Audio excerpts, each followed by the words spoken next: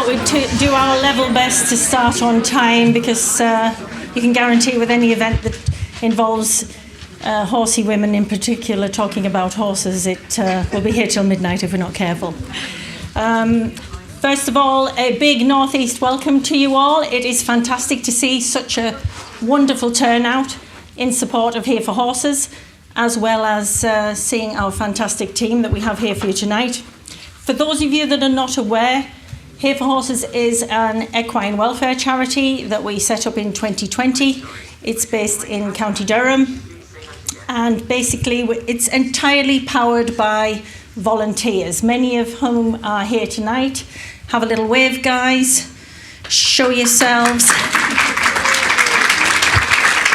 Everybody says they have good volunteers, but genuinely, I think we've got the best by a country mile. This isn't going to be an Oscar speech, I promise. No tears, although I do seem to have developed a watery eye problem. But there are a few people that need a mention. First of all, Paula, who stepped into the breach when unfortunately we lost our chair, Claire, last year. And it's been a bit of a roller coaster. We have had a lot of work and a lot of things to get on with. And sometimes I feel really guilty that I've drawn these people into this. It's quite a commitment. Pammy too, my sister, who finds me a challenge, I can tell you, and has not lost her temper in the last 7 days, which is nothing short of a miracle, because I thought she was going to kill me on more than one occasion, especially when I ordered fence rails from Piercebridge and they were actually at Northallerton one day, so bit of a killer. Shawnee, I have to mention. Where's Shawnee? He's wandering around with a mask, so not to give us anything terrible at the back. I have no intentions of stealing him from his wife because he's a real character at times and his OCD drives me crazy. But I genuinely cannot imagine dealing with this charity without him. I really can't. So a big round of applause for Shawnee. And for the rest of the team. Obviously, everybody gives up their free time. It's massive. Time is the most precious commodity we all have. And for that, we are so grateful. Let's make no bones about it. This is a fundraising event, so we really appreciate you all being here. It's a constant struggle, and for any of you that volunteer, you will know fundraising hangs over you like a little cloud all of the time.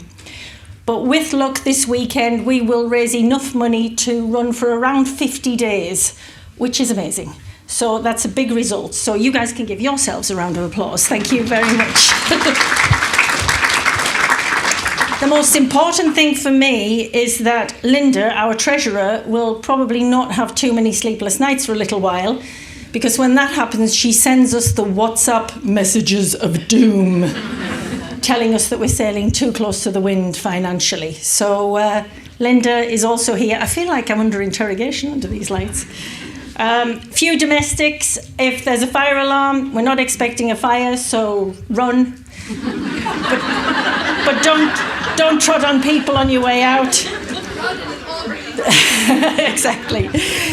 The loos are that way, and I think that's about it, actually. If you could take your phones and switch them off, that would be fantastic.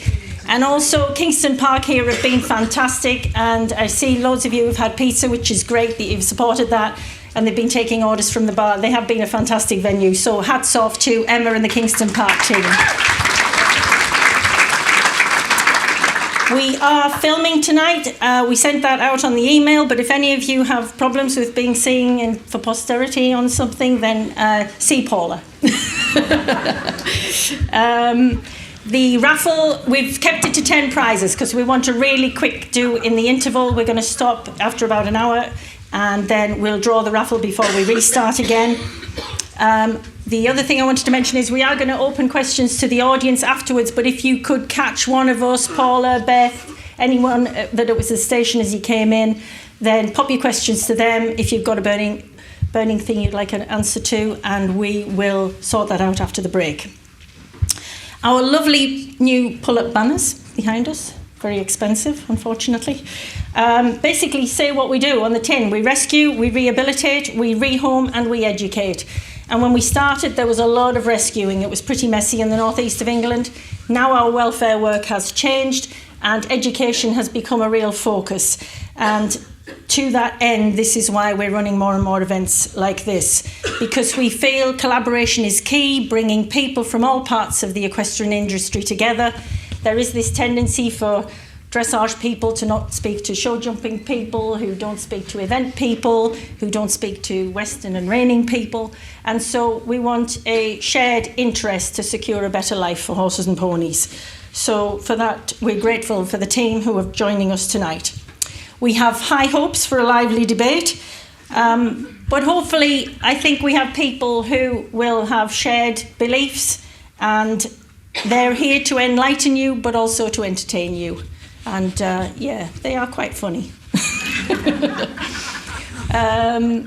So, without further ado, I shall babble no longer.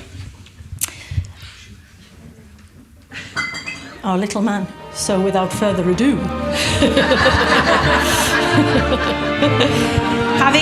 It's a little bit loud, but having proven her prowess time and time again at national championship level, I believe it's about 30, but forgive me if I haven't got the figures right, 30 national titles, whilst juggling a highly successful business with her sister, and Lord knows we know how difficult that can be at times with family.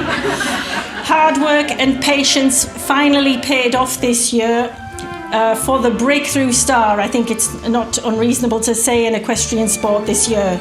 She has waited in the wings a very long time and made her senior team championship debut at Paris Olympics, no less. It's extraordinary. She did this alongside former pupil Lottie Fry and longtime mentor Carl Hester, and the whole achievement was made all the more impressive by the fact that she was on a homebred horse, Jägerbomb, Bomber, Bomb. You can tell he's loved, he has 100 different names. He is homebred and produced, and together they secured bronze medal success to boot. It really is the stuff of fairy tales, isn't it? So let's please make this entrance memorable for the mighty Becky Moody.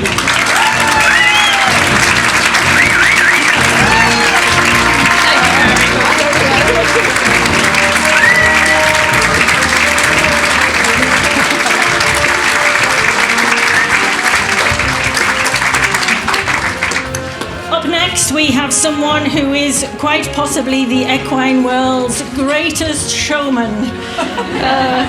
He was definitely born to be on the stage and entertain huge crowds, there's no doubt about that. But he has extraordinary emotional intelligence and wisdom way, way beyond his years, and that was what drew us as a charity to him. He's from a Yorkshire farming family who diversified into film work. He is passionate about his large team of Liberty horses, and he works like a demon to continually improve himself and his horsemanship skills. His new venture, BAM, why wouldn't it be onomatopoeic for him, aims to open his method to people who want to try Liberty work with their horse and have a better relationship as a result. And we've dabbled in it and we can thoroughly recommend it. This guy is super talented, and we're sure the best is yet to come. So you are going to love the extraordinary Ben Atkinson.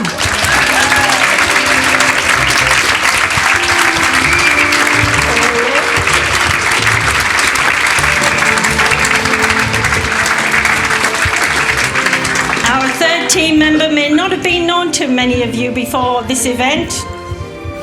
Show of hands. Pretty good, we like it. But we've followed his work for some years now, and we were delighted that he's in the UK and was willing to come and join us tonight. For a bit of background, he's from a long line of horsemen. He started in rodeo, I believe, I'm sure he'll correct me, in New South Wales, Australia, where he was born, before heading to the US to develop his horsemanship skills, and then he decided to stay there. I think it was a woman, actually. It was part of it. His chosen sport was competitive reining. He was successfully crowned National Reining Horse Association Reserve Champion. They do like long titles out there, don't they? And also World Equestrian Games representing Australia in both 2010 and 2018. So a competitive background indeed. But it was one horse, Sherlock, that changed the course of his journey, and the rest, as they say, is history.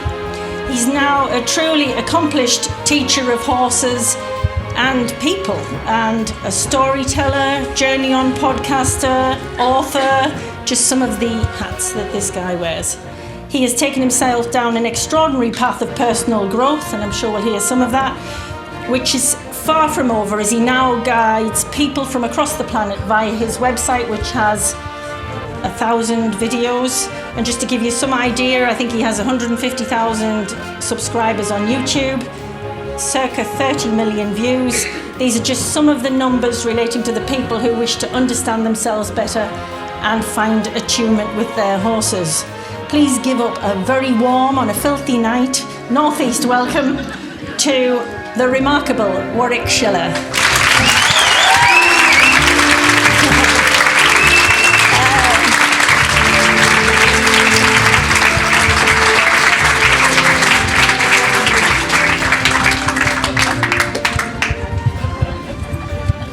Only fluffed a couple of those, so that's not so bad. Give me a moment.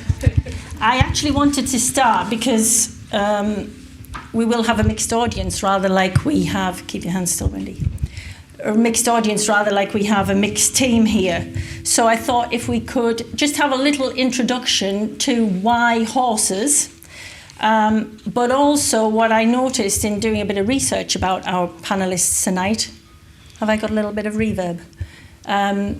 Is that you all seem to have enjoyed a considerable amount of support from family. And I'd like you to maybe talk us through what the key features are of that support and what matters to you in that respect. So shall we go ladies first, Becky? Oh, why, thank you. So I have ridden since I was tiny. I have two older sisters and they both had horses, ponies, before I was even born. And I got my first pony when I was 4. She was the most gorgeous 10-2 strawberry roan called Kelly. And, it was the family support that I have had throughout my whole journey that started right back then that has definitely been massively instrumental in the path that I've taken. And I quite simply wouldn't be doing it if it wasn't for them.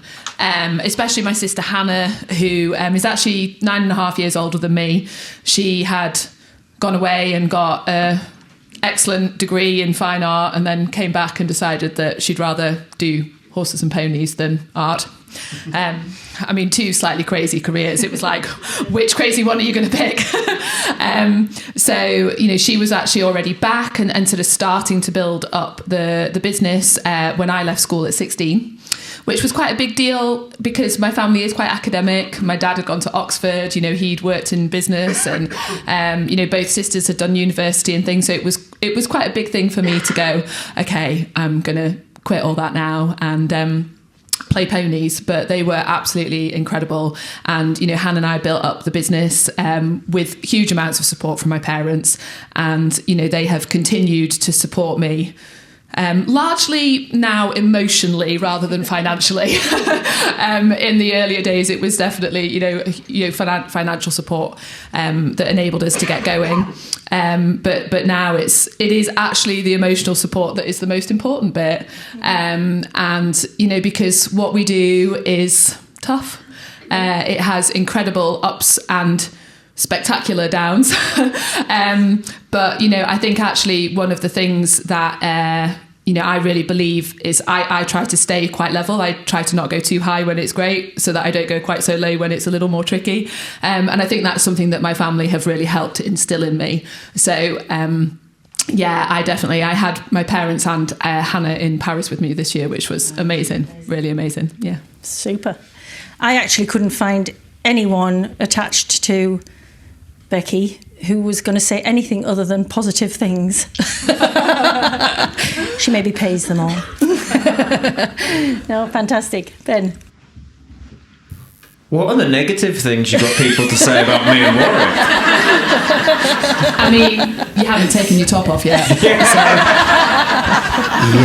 I've got layers on. I'm like a pasta parcel. Oh. Right. So for me, it's as fairy tale as it possibly can be, really. I describe my life as a sort of perfect storm.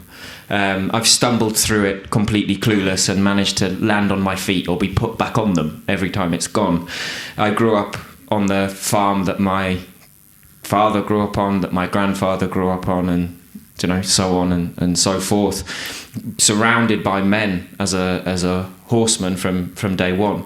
So my grandfather, he's 97 now. He's still going. He's incredible. He left school at the age of 12 to work the land with horses during the Second World War, and learnt a lot, not only about carriage driving and working with horses. And the reason I say that, in this instance, when I talk about working with horses, I mean truly working, not doing it as a hobby as many of us do now. And I'm not saying that's anything wrong, but there's a completely different relationship. Something that's, as I've spent more time in America, I've seen out there as well. And I think that's where a lot of my horsemanship came from, because obviously the best horses were gone and they still had to get the job done. So that's sort of where the first aspect, my obsession with carriage driving and breaking and training young horses, comes from there. Then my father, the next most brilliant influence, my father was a show jumper. My father and grandfather diversified from dairy and arable into doing horses for film, TV and live events. I'll give you a quick breakdown on that, because how on earth does that happen? We'll do this in 30 seconds. My mother is and I'm going to swear here, a townie. I'm sorry. Yeah, it's mortifying. And due to her towniness, that's actually what it set all on the road, because my father was show jumping, and he was never John Whittaker, but he did well enough that people wanted lessons. And so he was getting more and more involved in the horses, and hated milking and hated driving tractors, and wanted desperately to do horses. But of course, we all know, if any of you have anything to do with farming, your parents would sooner you fell off a cliff than give up the farm and give up doing what they're doing. But my mother was like, well, just change your job. Like, it's normal. So they started a riding school, and some people came one night and said, we do battle reenactments, but we'd like to get better at riding horses. Could we have lessons on your horses? And so Dad said, yeah, absolutely, we're Yorkshire, money's money, here you go. And from there they said, is there any chance we've been let down? Is there any chance we could hire the horses we ride in the lessons to ride in this battle? So the 410 and the 12 bore came out the gun cabinet. We made flags out of silage wrap and drums out of old milk churns with stuff over the top. The war horses were trained, and off they went to battle. And it went well enough that day that someone came up to my father at the end of the day and said, I'm very impressed with those horses. Is there any chance I could hire them to do exactly what they've done here, but on a film? And thus a business was born. And so I grew up in this insane world. I started out showing. I won my first rosette in a lead rein class at 23 months old. I was promptly discharged from another first ridden class on my Shetland at 4 when I was... I'd seen my dad showing on the working hunters, so everybody else did their walk and trot show. I did walk, trot, canter and gallop down the long side. Naturally. Of course. And then sort of got into show jumping. We won't go down all of that yet. But then always had these strong male role models, where people would be like, oh, I can't believe you ride, that's for girls. And I'm looking round at home at these 6-foot jacked stuntmen riding horses, being like, they ain't girls, definitely not. And so what I would say the biggest gift I had, of course, the horsemanship from my father and my grandfather and the surrounding community, but then really was the removal of the idea that something was impossible and that would be an obstacle. Because I often say, if you're on your yard with your horses and you see your friend Sally can jump a cross pole on her horse, so you think, I'm scared of doing that, but I can do it because Sally can do it. Well, I grew up in a world where people were rearing horses on film sets and getting them to lay down or charging into burning villages, and so I always knew deep down that any failure I had with a horse was my failure as a communicator, not that it wasn't possible or not that it... So yeah, that's sort of where my chaotic childhood with horses. I then saw the great Lorenzo. For anybody who doesn't know, if you've been to Hoys or Olympia, Lorenzo, Frenchman, stands on the white horses. Jean-Francois, Frenchman, on the floor with the white horses. I saw him, he was standing on 2 white horses, and with goodness knows how many others, and being about 8 or 9 years old at the time, I had 2 white jumping ponies, and thought, well, the horses being white is the important part. And So gave mum and dad a heart attack. They came out. I was stood on them. This led to me having an apprenticeship with a Cossack-trained stunt rider named Guido Louis, and there's a whole backstory with that. Guido's Indonesian Dutch. We can get into that if we need. But anyway, crazy times. Apprenticed under him from 13 to 16, and then started my own performance team.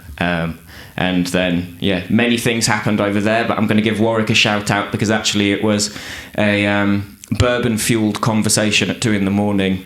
How old were you? A year ago. Oh, okay. I thought you were going to be like 14. That is the reason you are now all subjected to the Ben Atkinson method, or BAM, online, because Warwick was like, mate, you need to get this online so more people can see it. So thank you very much, Warwick.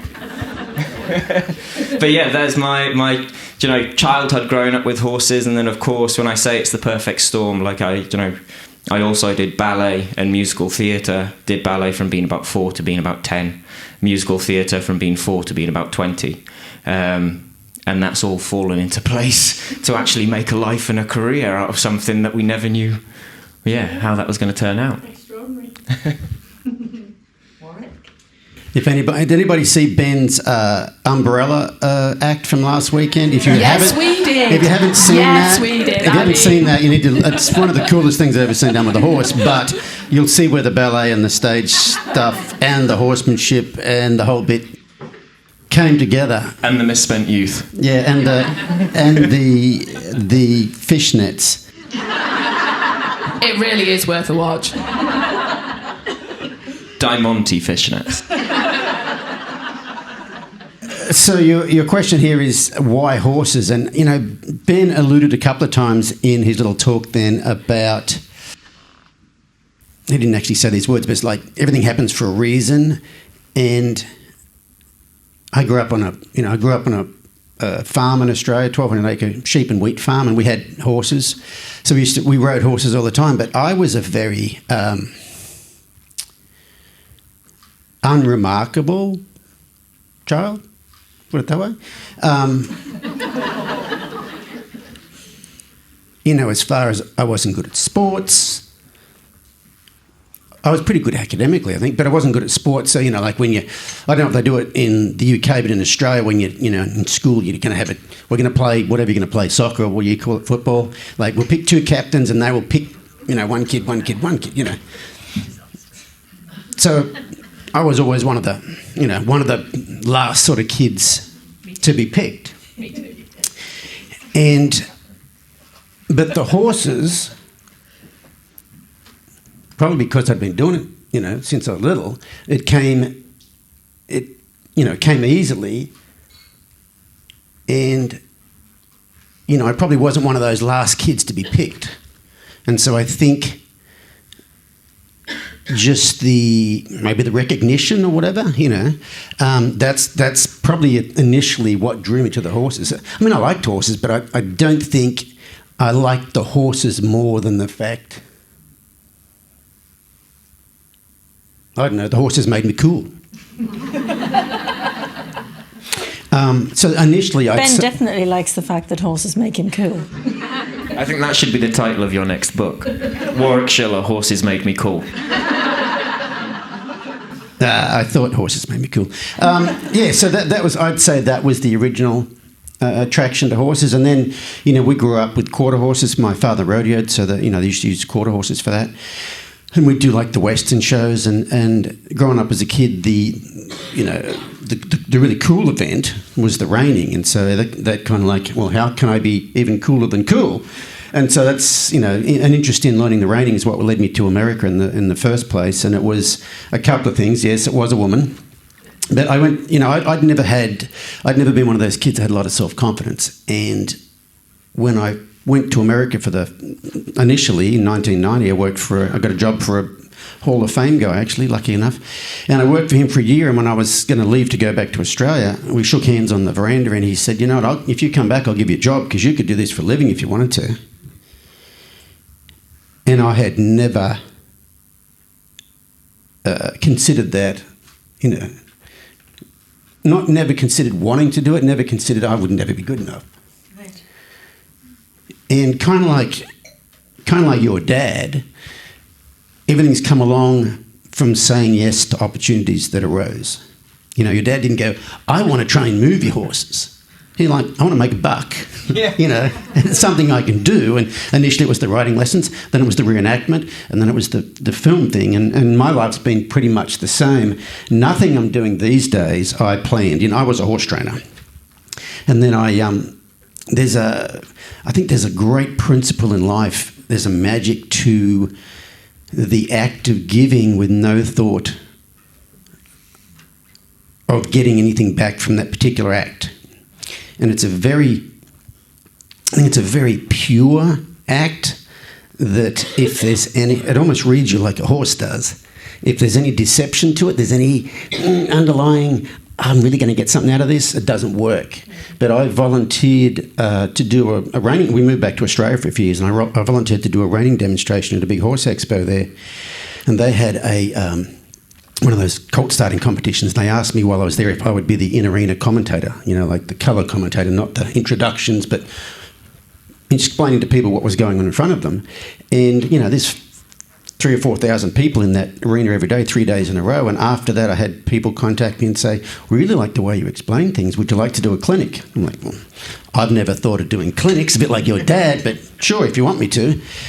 And then we moved back to America after that. And from a few years of doing clinics, I realised that a lot of people that I'd encountered struggled with really understanding horses on a certain level, and that was what was holding them back. So when we moved back to America, I started putting video clips on YouTube and on Facebook, just to explain some things that I'd noticed that a lot of people didn't understand.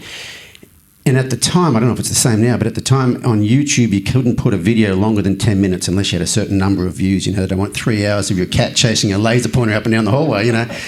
And so people said, we want longer videos. And I said, well, I can't put them on there. So I found an online place that would host longer videos, but they're going to charge me $300 a month to put the videos on there. So I had to charge people. And so my business went from training horses to having an online platform and traveling around the world doing clinics. But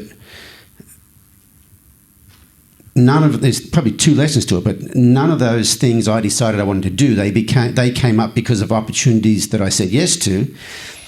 But if you go back before that, they came because I was giving with no thought of receiving.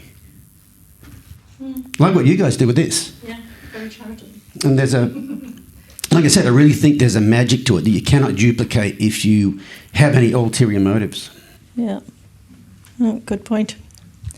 If you were to just a little bit more to get a feel for the people that you are, if you were to describe yourself in 3 words, I'll give the 2 outsiders. I'm pretty sure Ben will be able to come up with something without having to think of it. But if you had to describe yourself in 3 words, which would you choose? Am I going first? No, we'll let Ben. We'll give you...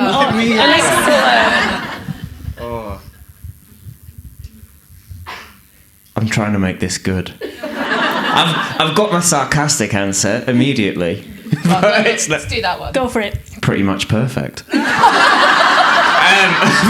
no, absolutely not.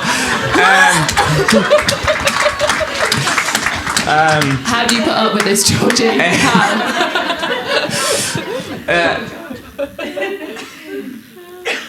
Enthusiastic, self-critical, eager. Go for it, Becky. Workaholic. Can we have phrases rather than words? It's not a test. I just always want to strive to be better. And compassionate. Oh, good. Like compassionate people. You had enough time, Warwick? There's not enough time to come up with these 3 things. But I'd say number 1 would be curious. Number 2 would be something I've only just discovered on this journey I'm on. Curious, sensitive, and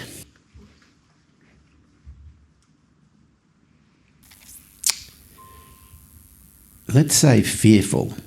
Oh, interesting. So, as an extension of that, do you think they are good qualities of a horseman, a true horseman? For me, in the start, definitely not. Being so perfect. No, absolutely. It's so bad for the morale of everybody else. No, right. Let's all come to this event and watch Ben make himself look like an art. For me, so I'll tell you a quick story. I've only had about 4. Let's really rack my brain. I've had 5 proper liberty lessons in my life. And all of them happened after I had so-called made it. I was already performing at Horse of the Year show doing liberty and stuff before I had the lessons. Now, one of them was with a friend who does old circus liberty, and I found that fascinating. By the age of 14, she was working like 8 Arab stallions together in a circus ring. Think what you want about circus, but my goodness, that takes some doing. The rest of the 4 lessons were all with the same person. They were with a man called Frédéric Pignon, who is Jean-François' brother. And I turned up for a lesson with him. And when Fred does a lesson, when he's never met you, he says, okay, you've got 10 minutes, go in the ring, show me what you can do with your horse. And so I went in the ring with my horse, and at this point I thought I was Pretty much perfect. Pretty much perfect. Cantered in on him, completely tackless, sent him belly to the floor around the arena, skid stop, bowed him, stood on his bum, jumped off him, laid him down, rolled him on his back like I do now, stood over him, sat him like a dog, got him up, Spanish walked him, piaffed it, come on, yes! And it looked like I may as well have walked in and just peed on Fred's shoes. The way he looked at me, you are a right piece of work, you boy. And he then spent the next half an hour of the lesson giving me a dressing down like I've never seen anybody get. Never got a gain or before in my life. He left me, what I'd have been? I'd have been 18 and 19. He just left me in tears, and I'm talking snot tears. And the reason I got 4 lessons was because on this clinic he was doing 1 lesson with each person each day, and he literally was like, you're such a mess, I'm teaching you twice a day. We do clinics, how bad has someone got to be for you to be like, I'm not charging you more, but you can have 2 a day because you need critical help. And his big thing was, you are brilliant at getting horses to do stuff, but you're not paying attention to the horse. And your own energy is working completely in counter to everything the horse wants. And that's where I'd say that sort of enthusiasm, that I was so uptight and eager and sharp and I think that's one of the biggest things. Anyone who's seen me do quite a lot of stuff, if you've ever seen me teach a clinic or doing a talk like this, I can be quite stupid, I'll be quite high energy, I'm a bit ADHD. I think we slipped past that one, we weren't looking for it when I was at school. And then when you get me with a horse, have you ever seen Darren Brown? And when he goes on, sleep. And I genuinely feel myself step through a door and just be. No longer anxious. Left to my own devices, I'm a jittery, anxious person, because that enthusiasm, not given a direction, becomes this insatiable need for movement or change. And I had to learn to just no. Now is what's here. Everything else doesn't exist. You don't know anything about the horse, even if you've owned it for 10 years. The only thing you know about the horse is what it's showing you now. And that took, I say that like I did that lesson with Fred and then it changed. I'm still working on that now. But, that took years to learn. And really was going against my natural proclivity for, high energy silliness and now.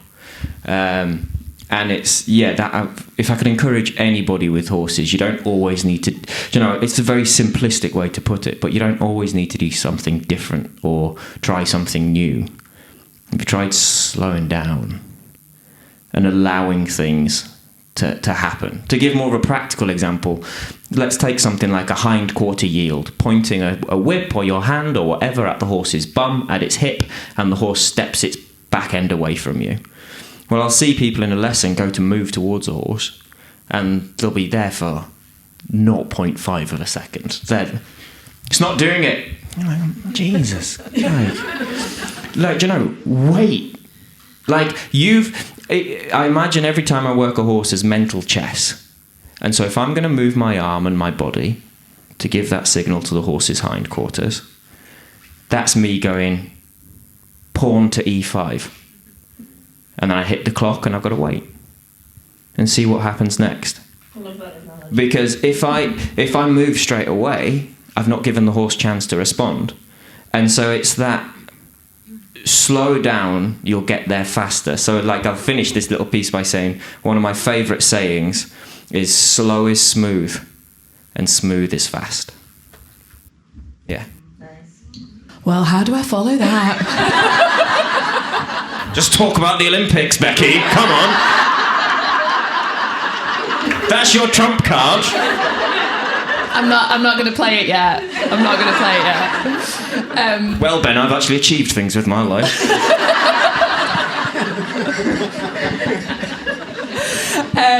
So if we were to go through my words/phrases, I mean, workaholic, I think we all are, to be honest. I think that anybody that wants to succeed in this industry, whatever discipline, and I think, you know, just by the nature of looking after horses is a 24/7 business. So, you know, it's just part of your life. I do drive my family and my friends mad by sometimes squeezing in half a day off a week, but you know, it is, you just do that because it's what you want to do when you're trying to get better, which is my second thing. That I think the thing that I love about what we do is there's always so much more to learn. So, you know, and every horse teaches you something different. And, you know, I think when you're younger, you're like, oh, nailed it. You know, and then you realise that you really haven't, and a different horse needs a different method or a different approach, a different rider needs a different method from a coaching point of view. And I think, you know, I had a similar sort of coaching experience to Ben, to be honest.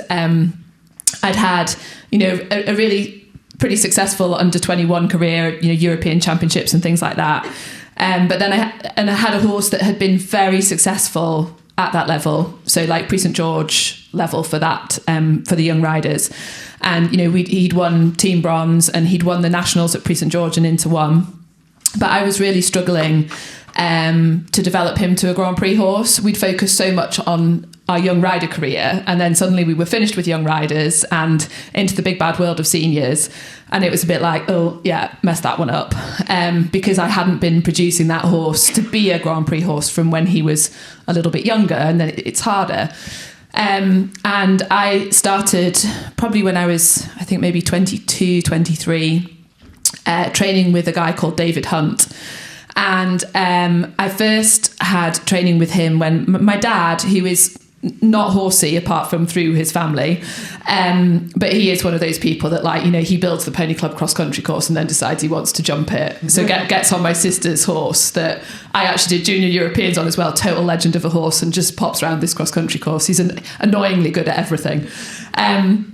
But he was actually the chairman of British Dressage in our region at that point, and they had a training programme called the Pyramid Trainers System, which was basically trying to get top coaches to come and train the region's coaches to help them develop their riders, you know, and pass on the knowledge a little bit. And my sister and my dad decided that David would be an excellent person to get to come and do this. So David just came to do a couple of days coaching, and I was having a few lessons with him on different horses. And the first lesson I was warming this horse up, and probably a little bit like Ben, you know, like, oh, yeah, can do this and can do this and can do this. And there was just this silence. And yeah, I mean, he fairly successfully made me cry quite a lot. and he used to be like, have you got your phone on you? And you'd be like, yeah. When you get to the end of your leg yield, will you just give me a ring? And it was this, wonderfully dry, sarcastic humour that was sometimes very funny and sometimes just stripped you absolutely to the bone. But I didn't take it well to start with because I thought I was better than I was. And he really helped me to realise how much I had to learn. But it is I think that process of, you have to take that on board. You have to realise how much you always have to learn. So that's definitely why I think my workaholic and always striving to be better kind of come from. But I also think to be a horse person or to be a coach, I think compassion is one of the biggest things that you need to do both of those things. And I kind of think, the world would be a little better if we all had a bit more of it sometimes. So this is about my 3 words. Yeah. Okay. I was put under pressure before, and I came up with the last word. It probably wasn't the right word, but the first one was curious. So I did not speak until I was 2, and then I wouldn't shut up. And my favourite word was why. I wanted to know why about everything, and I think that's really helped me with horses, like being curious about why things work and things like that. The second word I used was sensitive. Growing up in rural Australia, boys don't cry, boys don't show fear. In my family, we didn't show grief. Like, I can remember going to a funeral and Mum go, "Oh, well, he's dead. No worries worrying about, no he's worrying about that sort of thing." And I didn't know it at the time because you don't know what you don't know. Your reality is reality. But, you mentioned a horse named Sherlock. I had. So my wife bought a horse, a reining horse in 2016 it was. Very, very talented horse. We got him on the cheap because they couldn't, in the reining game, what they call get him shown, meaning the talent he can do at home can't do in the arena because he just had some quirks. And by this point in time, I was, doing lots of clinics around the world, mostly horsemanship stuff, helping people with problem-solving things. And this horse did not need more reining. Okay, he could do all the really cool stuff. And interesting side note, we bought him from Michael Schumacher's wife, Karina, because they're really into the reining. And the trainer that trained him, a friend of mine, amazing reining trainer, but sometimes he has trouble getting his horse in the trailer, sort of thing. You know what I mean? Like, well, I can fix. He had he'd spook at the judges' chairs and just little stuff. I'm like, I can fix that. I know what I'm doing. By this point in time, my YouTube channel had 22, 3, 4 million views, and I'm doing clinics around the world. I know what I'm talking about. I know what I'm doing. I can fix that. And the little problems he had, I couldn't solve. I mean, the spooking of the judges' chairs problems, that sort of stuff was easy to solve. But he had this underlying level of tension that he just held in there quietly that I couldn't train out of him. Like all the techniques that I knew of, I couldn't help resolve this thing. And so he made me, this is where the curious comes in. I instead of like, I am going to train this problem out of you, like, I don't know what I'm doing here. And I kind of stepped away from trying to have him be any different and became curious about what else is there. And then I ventured off. I'd always been learning new stuff, but all the learning I was learning was about how to train a behaviour. More information on training. That was I'd gone down that road pretty strongly, and he kind of led me to look outside the box. And I was already an outside the box sort of person anyway. And I started venturing off into what I used to, ashamedly now, what I used to call crazy cat lady land. And, really got into connection with horses and relationship with horses. And anyway, what I learnt from this horse, he was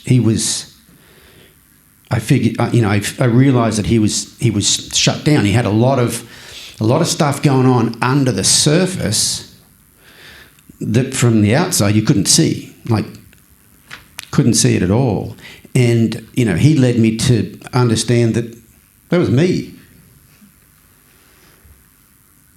And there were there's some horses, that people think they're kind of lazy.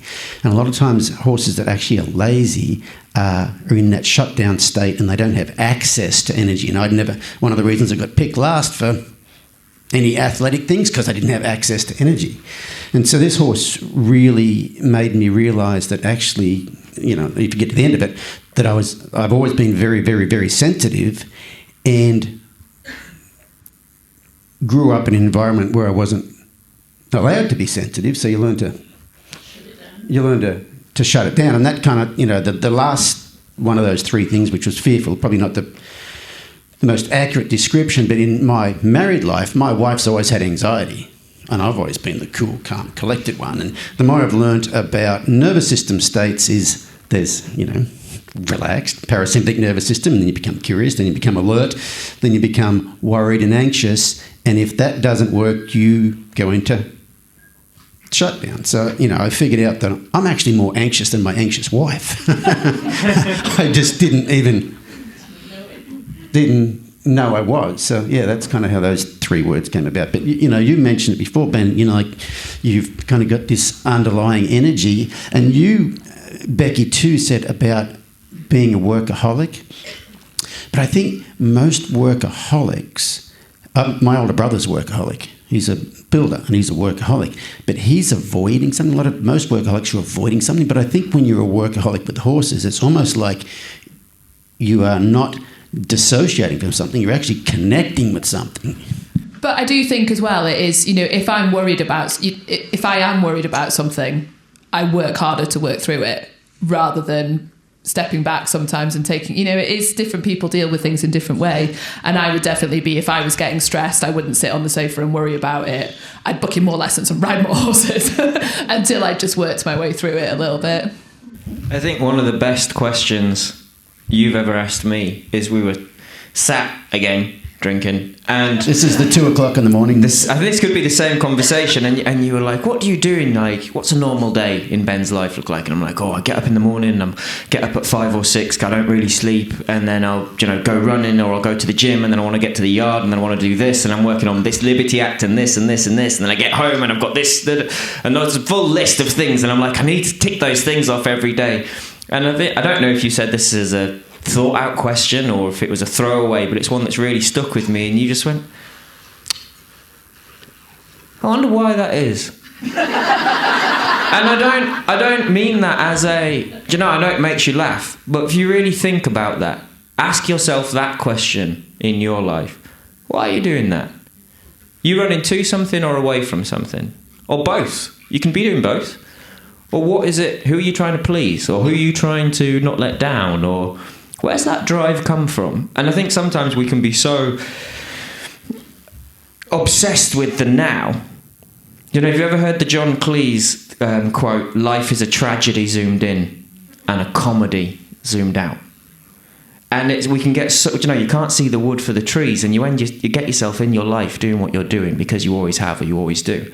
And they're just a really profound moment, genuinely for me in the last few years, is you asking me that question, to then be like, look at yourself. And I think this also links into horsemanship. The more I try and understand my horses more, the more I find myself looking at 100%. Yeah, what's going on in my own little brain, and being like, whoa, calm down, you've gone from 20-year-old schoolmaster to 4-year-old colt, what's happened? Like, where are we going? What are you worried about? And how would you help someone else through this? And then how should we take those steps with you? Sorry, I took that slightly off track. No, I think that's great. You know, the reason I asked you that question, because for me, you know, I grew up with a lot of judgmental thoughts about myself, and other people had qualities I didn't have and wish I'd had. But once you really get into the psychology of things, and you start to understand that, the reason they have that skill is the same reason I don't have that skill. You know what I mean? And the last time I competed was at the World Equestrian Games in 2018. And I'd had a mental coach all that year. I'd also been doing a lot of therapy. So I was looking at a lot of things, especially me, differently. And I haven't competed since then, because sometime during that year, I realised that some people are competitive because they want to test themselves. I realised during that year that I'd been competing for external validation. If I win something, they will think more of me. And sometime, I think during that year, I came to the realisation, I don't need other people's external validation. So, I don't really compete anymore, but it's not that people that are competing are bad people and they've got the wrong reasons. Everybody's got their reasons for doing it, but I understood the reason I was doing it. And that's kind of like what I asked you that question, Ben. Do you know why you do these things? And if you don't, it's an interesting thing to actually ponder, because you might find out something that you didn't know, and it actually might change the course of your life. Maybe you'll do things differently. So yeah, it's just it was an interesting revelation for me to understand both those things, that the people that I thought were cool and could do things I couldn't do, a lot of them had the same inner turmoil that led them to do it. So they weren't really any better off than I was, if that makes sense. Absolutely. Have any of you ever struggled with motivation? Because you do seem like you're pretty focused on what you do, but given the hideous weather that we're suffering in the UK, I know Warwick was very cold when we collected him. He was like, how have you been teaching outside today? I was like, it was warm today. You were also inside. I was inside, outside. And you had a heated blanket plugged into the wall. You told me about that. I did say it wasn't on today. Okay. We all face that daily trauma of it's too wet, it's too cold, it's too hot. But no, I have rarely struggled with motivation, I have to say. For me, it's not motivation on a day-to-day basis. It's motivation on a... I'm going through a stage at the moment. I had my full Liberty team of 10 horses, all fully trained, and then I've got to do about 5 years just cruising along with these horses, easy, just building the act. But now I've got to a point where some of those boys are getting a bit older. Some of them are going to need to retire, maybe travel a bit less. My horses don't retire when they're broken. They retire healthy and then have a steadier life, and then they stay. I don't want to push them that far, so then I have to start introducing my younger horses. And it's not that I don't love training a young horse from, I've got 5 horses, 5 fresh ones this winter between the age of 2 and 4 that I'll be working on, through the next few years. And genuinely, I've done this before, where I sort of buy a 3-year-old and I'll have it on the farm 6 months before I do anything with it. I'll sort of look at it in the field. When I say do anything with it, I've scratched it in the field and done all of that. I've done all the Instagram stuff, but not actually done anything with it. And it's because I genuinely, and maybe this is a really weird psychology thing, I'm very pictures in my brain. I really picture things. And I can see myself stood on the shore, on the seashore, stretching my neck, stretching my arms, looking at this ocean, and there's a tiny island in the distance. And it's like there's a little voice that says, "Are you ready? Because when you jump in with this youngster and you start this, you see this through. You don't start him and then abandon him halfway through. So you're swimming that ocean again. Are you sure you're ready to do this again?" And so that I can get a motivation block, because I'm like, I was teaching Piaffe Passage transitions at Liberty on a 20-metre circle, and it's back to hindquarter yields and trying to figure out why its brain does that when it sees a leaf, and but then when you actually start doing it, you love it. It's this the adjustment, it's the and all the about it, can it do it at home? Yeah. How long does it take them to do that at a show consistently again and again? And I'm not saying I dislike it. I love it. I love that thing. But it's just a little bit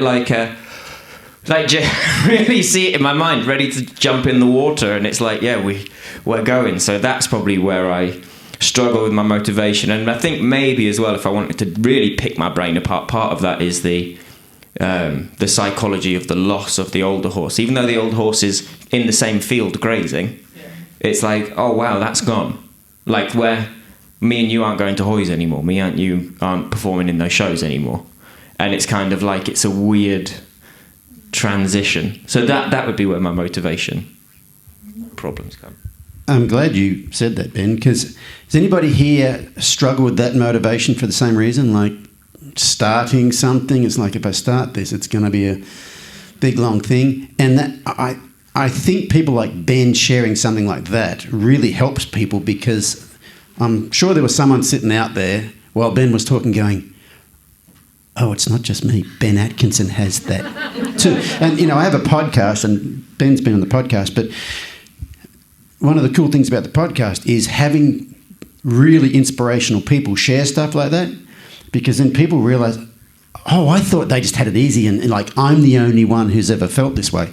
I wrote a book a couple of years ago, and, well, it took me 5 years to write the book, but I got stuck. I had it almost finished, but I kind of got stuck. And then I had a podcast guest tell me about a book called The War of Art by a guy named Stephen Pressfield. So that's not The Art of War by Sun Tzu. The War of Art. And it's about the war, the internal struggle with mostly writing. This guy was a writer.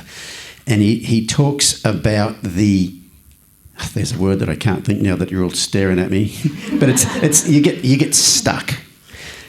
And I was stuck, but after I read that book, I realised that, oh, everybody gets stuck, and it's normal to get stuck. And then I realised I hadn't actually been stuck. I'd been beating myself up because I was stuck.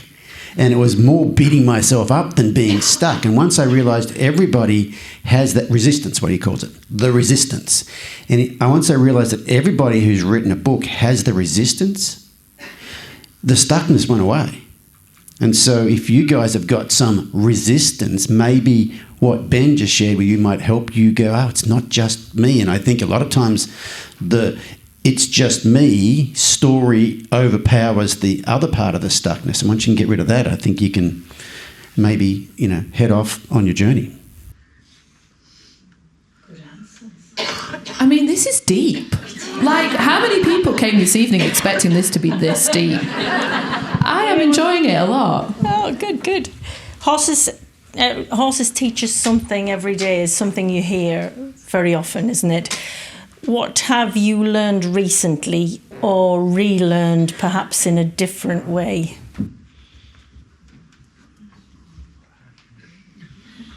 It's your turn to go first. That riding in fishnets is more comfortable than you'd think it would be.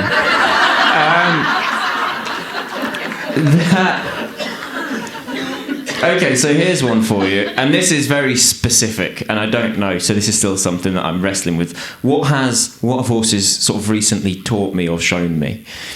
I hope this answer's allowed, because it's not a horse, but it's a mule. So I've got a mule because in our little weird horsemanship world, there's a bit of a weird thing. So for you guys that compete, it's the Olympics. For us, if you can train a horse, can you train a mule? Like, I'm not even joking. It's like a thing. Like, a lot of the big people go, they train horses, and then you do a mule, and everyone's like, okay, you can do it. So I've got a mule. He's called Nacho. He's amazing. He's stripy. So I tell everybody it's his horse, and they blooming believe me. And I'm at a point now where, like you say, with the online program and stuff, I know my process. I know what I'm going to do. I've got the plan. So I got the mule out. I'm like, you're just like a horse with big ears. Let's go. No. And what he taught me was stop looking for progress now. Just enjoy it. Make it fun. Make it lighthearted. And then wait for the progress tomorrow. Like, to the point where the first session I spent with him, I was trying to teach him a hindquarter yield, and I swear to goodness, I couldn't get the blooming thing to move. Like, he just was not really, like, we kind of got a few steps, and I'm stood at home in the arena teaching him, thinking, I'm so glad I didn't accept a mule on a clinic before this, because I'd look ridiculous. And then brought him out the next day, and was like, right, come on, let's carry on. Now, the first sign I'd say is I knew I'd not failed on my first step, because the mule, he's only a baby, he's never really been worked, and I had to trek to the back end of the field to catch him on the first day. The second day, he was stood at the gate. Took him into the arena, just picked up the stick, started to move it towards his hind end, moved. Other side, moved. And he just taught me it's that you keeping it light-hearted and fun and not looking for that visible progress today.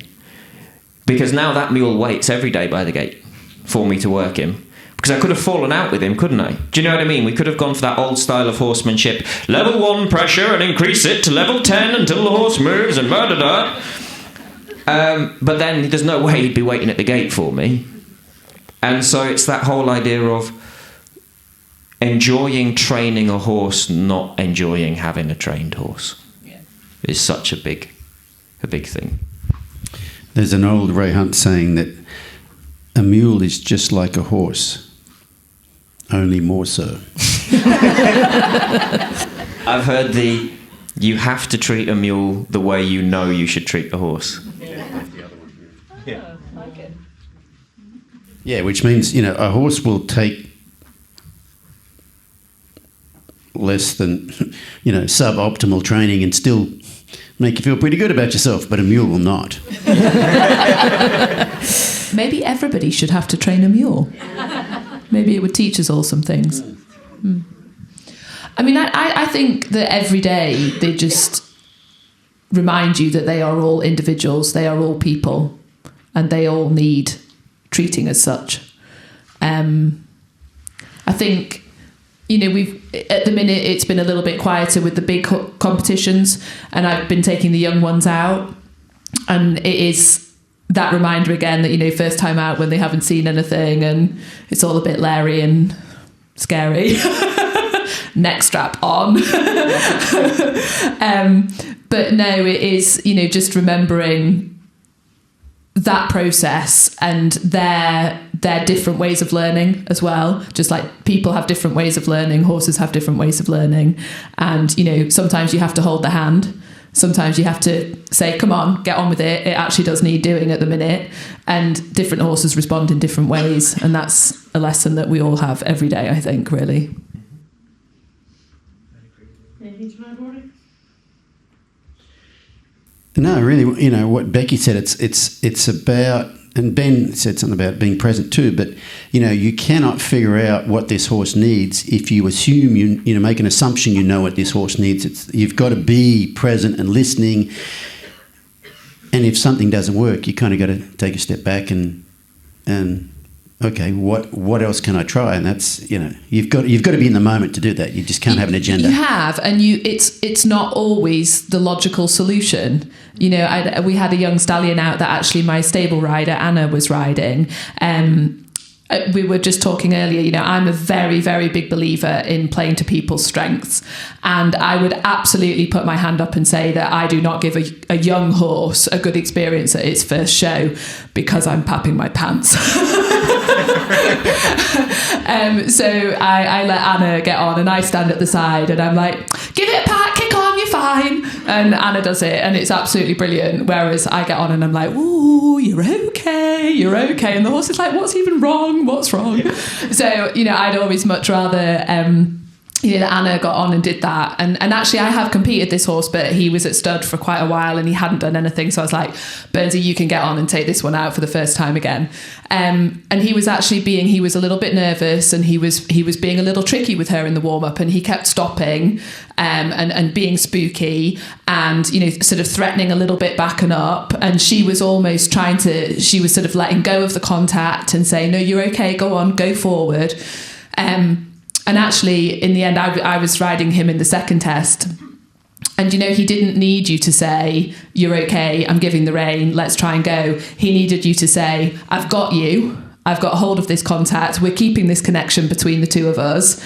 It's all right. Off you go. And he did. And he was so much more comfortable. But he actually needed you to take hold and take control of the situation rather than leave it to him to work out, whereas some horses need to work it out a little bit. So, that was a reminder just recently of that thing of you have to read the situation and the horse and what the horse needs at that point in time. Yeah, I think that the doing... once you can ride relatively well, the doing of stuff's not hard. It's the figuring out which of the doings to do is the hard thing. It's like we've only got 2 arms and 2 legs and 2 arse cheeks sort of thing. We can all do the things for the most part. I think the difference between people who are really successful and not so successful is the decisions they make in the moment. And that, that comes from not knowing what you're going to do, but being able to read that horse. But I always say to people that I'm coaching, you have to be a problem solver. And when things don't work, you just have to be like, okay, that's not working. What else can I do that might work? But it's also, sometimes you start something and you're like, no, this isn't working. But actually it was, you just needed to see it through. And, that's one of the other biggest sort of light bulb moments that I've had with David, who I was speaking about earlier. And one of his biggest philosophies, which has become one of mine, is that you are better to do the wrong thing with confidence than the right thing with none. Because if you don't believe in what you're doing, even if you're doing the right thing, it won't work, because the horse isn't getting that positive commitment from you. Whereas if you do the wrong thing, you'll work it out and the horse will forgive you, because you're not doing the wrong thing in wrong thing, but you might try something that doesn't quite work, but you'll work it out and then you learn, and I think it's that process that we all have to remember. You learn by making mistakes sometimes, and that is such an important part. And also the horse learns by making mistakes, and that doesn't need punishment. It needs repeat and re-education. But it's the same with riders. You learn by making mistakes. You should never be afraid of making a mistake, because actually that is how you learn so much. Yeah. So I have a great little story I like to tell at clinics just about that. I couldn't agree with you more. So let's imagine that all of us in here are in a business, we're in a big business and we're having a board meeting, and we're coming up with our next big idea for our company. And everybody here gives ideas, and either your idea is snapped up or part of your idea is, oh, Deborah, yeah, no, the first part, bit mad, but that bit at the end, loved it. Yeah, Sally, yours, all of it, that's going in. And then we got Bob. Bob sat here. And every time Bob even tries to speak, no, that's awful. No, terrible. Well, eventually, it don't take long. Bob stops speaking. Well, if you're trying to teach a horse to do anything, let's pick a random thing, let's say like a flying change. You're trying to teach a horse to do a flying change. And maybe sometimes it's a bit late behind, or goes a bit disunited or whatever. Ben, it's either late behind or not late behind. It's not a bit late behind. If it changes eventually and you can edit it correctly with the correct video angle, it's fine. Right. So, a bit late behind. And the idea being that they have to be able to mess up, otherwise they're going to stop trying. The other way I'd look at it is, if I said to you there are 5 doors, there's a prize behind one of them. Go and check. You'd be like, oh, amazing. And you'd go through all of them, where it's like, there are 5 doors, there's £100 behind one of them.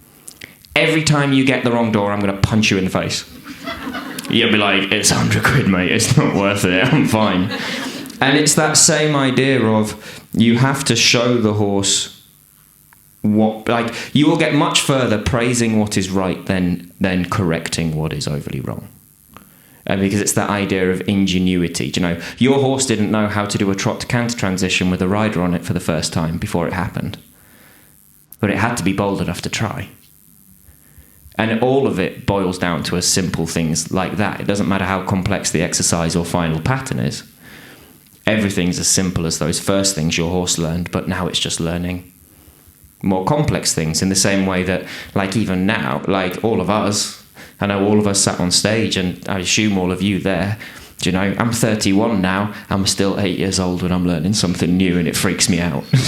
Do you know, that doesn't change, and it's trying to maintain that in us, and fight for the power of the flying changes can be a bit late. I won't have it. Sorry. Is there anything to add? What was the question? Something you've learned or relearned recently when we're told that horses teach us something every day? Pretty much what both these guys said. But earlier in the year, I learnt something I didn't know. Was I did a 500-kilometre survival race in Patagonia on horseback called the Gaucho Derby. It's insane. But every day on that race, I learnt that horses are capable of climbing up and down things that we didn't think they could climb up and down with a rider on. And Ben mentioned Dan James before, a friend of mine from Australia, lives in America. Amazing horseman, and he was on it with me too, and he was just like, you know, we got separated at the start line, didn't see each other for 5 days, but we did see each other. Like, these horses, like, every day they just tell you how capable a horse that hasn't been bred off into a corner for a specific human ego thing, but like real horses. These are the horses the Gauchos ride. They grow up in this area, and just they are such amazing creatures who can do. And a horse should never be lame. If those horses aren't lame, Patagonia is a pole of rocks. You know, if those horses aren't lame, there shouldn't be lame horses. Fabulous. We've overrun already. Let's have a very, very short break. Thank you very much, guys. Fabulous answers.